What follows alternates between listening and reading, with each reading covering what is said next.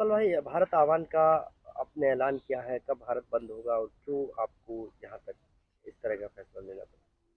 माननीय supreme court का एक आदेश आया है जिसमें एससी एसटी को जो आरक्षण मिल रहा है उस आरक्षण को खत्म करने की एक खौफनाक साजिश है। और ये माननीय सुप्रीम कोर्ट का फैसला नहीं है, बल्कि माननीय सुप्रीम कोर्ट ने ये फैसला बीजेपी के दबाव में दिया है। और भारतीय जनता पार्टी की सरकार जो पिछड़े शोषित वर्ग के लोग हैं, जो कमजोर तबके के लोग हैं, एससी एसटी लोग हैं, उनको उनके आरक्षण को खत्म करने का एक बहुत ही भारी षड्यंत्र है।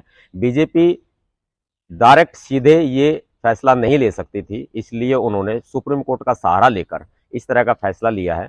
और आरक्षण आज खत्म होने के कगार पर आ चुका है। आज आरक्षण खत्म होगा और सुप्रीम कोर्ट का जो ये फैसला है ये संविधान के अनुच्छेद 341 के बिल्कुल विपरीत है, बिल्कुल खिलाफ है।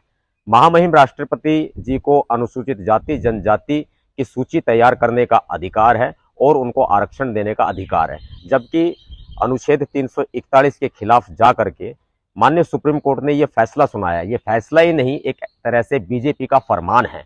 और मैं कहूंगा कि ये फैसले, इस तरह का फैसला बिल्कुल भी लागू नहीं होने दिया जाएगा। 21 अगस्त को, आने वाली 21 अगस्त को संपूर्ण भारत बंद का आह्वान भीम सेना के द्वारा किया गया है।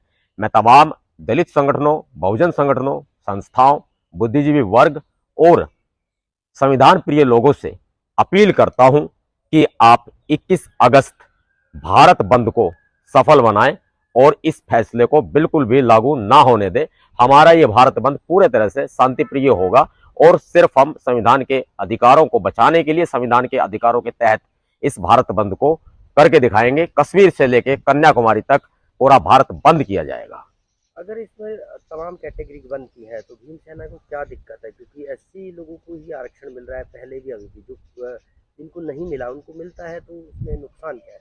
जब संविधान में प्रावधान है, एक्चुअली सीधा सीधा ये आरएसएस की विचारधारा है, बीजेपी की विचारधारा है कि वो अम्बेडकराइट लोगों को बर्दाश्त नहीं कर पा रहे हैं, उनको नहीं पचा पा रहे हैं। अम्बेडकराइट लोगों को आरक्षण मिल रहा है, वो लोग नीचे हाशिए पर गए हुए लोग हैं, वो उस तबके से उठकर वो लोग तरक्की कर रहे हैं। ये चीज बीजेपी को पसंद नहीं आ रही है।